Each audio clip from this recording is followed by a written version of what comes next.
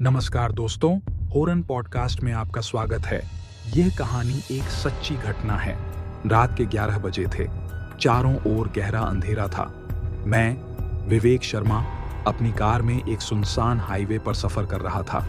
मुझे एक जरूरी काम से गांव कुंडलपुर जाना था, लेकिन यह रास्ता जितना सुनसान था उतना ही डरावना भी लग रहा था। हाईवे के दोनों तरफ घना जंगल था। हल्की ठंडी हवा चल रही थी, जिससे अजीब सा सिहरन हो रही थी। तभी मेरी नजर सामने सड़क किनारे खड़े एक बूढ़े बाबा पर पड़ी। वह सफेद कपड़ों में थे और उनके हाथ में एक लकड़ी की छड़ी थी। बाबा ने इशारे से मुझे रुकने को कहा। मैंने कार रोक दी। बेटा, आगे मत जाना। बाबा की आवाज में अजीब सा कंपन था। क्यों बाबा, क्या हुआ? मैंने पूछा। यह रास्ता शापित है। रात के इस पहर यहां से जो भी गुजरता है वह कभी वापस नहीं आता। मैं हंसते हुए बोला, बाबा, ये सब अंधविश्वास है। बाबा ने गहरी सांस ली और धीरे से बोले, अगर जाना ही है तो ध्यान रखना, किसी भी हालत में लाल साड़ी वाली औरत को मत देखना। यह सुनकर मेरे रोंगटे खड़े हो गए। मैंने बाबा से और कुछ पूछना चाहा, लेकिन जब मैंने दोबारा उनकी ओर देखा, वे वहां से गायब हो चुके थे। मुझे यह सब अजीब लगा, लेकिन मैं ज्यादा नहीं रुका और कार आगे बढ़ा दी। जैसे जैसे मैं जंगल के बीच पहुंचा, मुझे एक अजीब सी बेचैनी महसूस होने लगी। तभी अचानक मेरी गाड़ी की हेडलाइट्स अपने आप बंद हो गईं और चारों तरफ अंधेरा छा गया। शिट! मैंने घबराकर ब्रेक मारा। मैंने बाहर झांक कर देखा, लेकिन कोई नहीं था। मैंने हेडलाइट्स दोबारा ऑन करने की कोशिश की, लेकिन वे जल ही नहीं रही थीं। तभी मुझे सड़क के किनारे एक परछाई दिखाई दी। वह एक औरत थी, लाल साड़ी में, जो सड़क के किनारे खड़ी थी। उसकी पीठ मेरी तरफ थी। उसके लंबे बाल घुटनों तक लटक रहे थे। मुझे अचानक बाबा की बात याद आई, किसी भी हालत में लाल साड़ी वाली औरत को मत देखना। मैंने झट से अपनी आंखें बंद कर ली, लेकिन तभी मेरी कार के शीशे पर 3 जोरदार ठक ठक ठक की आवाजें आईं। धप धप धप। मेरा पूरा शरीर ठंडा पड़ गया। क्या वो औरत अब मेरी कार के पास आ गई है? मुझे ऐसा महसूस हुआ कि अगर मैंने आंखें खोलीं तो कुछ बहुत भयानक होने वाला है।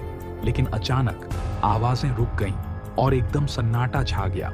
मैंने धीरे से आंखें खोलीं और जो देखा उसने मेरी रूह कंपा दी। वो औरत अब मेरी कार के सामने खड़ी थी और उसकी आंखें सफेद थीं। उसकी आंखों से खून निकल रहा था। उसके चेहरे पर अजीब सी मुस्कान थी, जैसे वह मेरी आत्मा को चूस लेना चाहती हो। मैंने तेजी से गाड़ी स्टार्ट की और आगे बढ़ा दी, लेकिन जैसे ही मैंने एक्सीलेटर दबाया, मेरी गाड़ी अपने आप हवा में उठने लगी। मैंने डर के मारे अपनी सीट बेल्ट खोलने की कोशिश की, लेकिन बेल्ट जाम हो गई थी। तभी रेडियो अपने आप चालू हो गया और उसमें से किसी औरत की हंसने की भयानक आवाज आने लगी, तुम अब बच नहीं सकते। तभी गाड़ी एक झटके से नीचे गिर गई और मैं बेहोश हो गया। जब मेरी आंख खुली तो मैं किसी अंधेरे कमरे में था। चारों ओर धूल थी और सीलन भरी बदबू आ रही थी। यह मैं कहां आ गया? मैंने उठने की कोशिश की, लेकिन मेरे हाथ और पैर रस्सियों से बंधे थे। तभी कमरे में एक दरवाजा खुला और वही लाल साड़ी वाली औरत अंदर आई। अब वह पहले से भी ज्यादा डरावनी लग रही थी। उसके नुकीले दांत चमक रहे थे और आंखों से काले आंसू बह रहे थे। तुमने मेरी चेतावनी नहीं मानी। अब तुम मेरे साथ यहां रहोगे हमेशा के लिए, उसने एक खौफनाक आवाज में कहा। मैंने खुद को छुड़ाने की बहुत कोशिश की, लेकिन रस्सियां इतनी मजबूत थीं कि हिल भी नहीं रही थीं। तभी कमरे में एक और अजीब चीज हुई। एक पुराना आईना पड़ा था, जिसमें उस औरत का कोई प्रतिबिंब नहीं था। अब मुझे समझ आ गया था, वह कोई इंसान नहीं बल्कि एक आत्मा थी। तभी अचानक एक तेज रोशनी कमरे में फैली। वही बूढ़ा बाबा प्रकट हो गया। तेरी मुक्ति का समय आ गया है, बाबा ने जोर से कहा। बाबा ने एक मंत्र पढ़ा और वह औरत चीखने लगी। उसकी चमड़ी जलने लगी और देखते ही देखते वह राख बन गई। बाबा ने मुझे रस्सियों से मुक्त किया।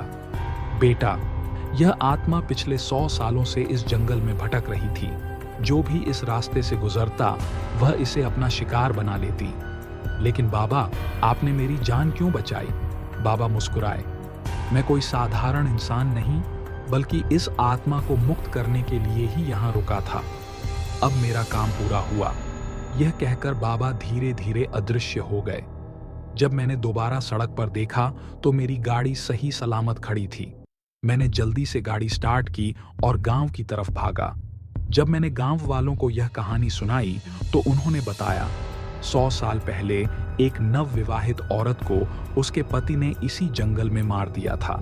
तब से उसकी आत्मा इस रास्ते पर भटक रही थी और जो भी उसे देखता वह जिंदा नहीं बचता। उस दिन के बाद मैंने रात में अकेले सफर करना हमेशा के लिए छोड़ दिया, क्योंकि अब मैं जान चुका था कि कुछ रहस्य कभी सुलझाने नहीं चाहिए।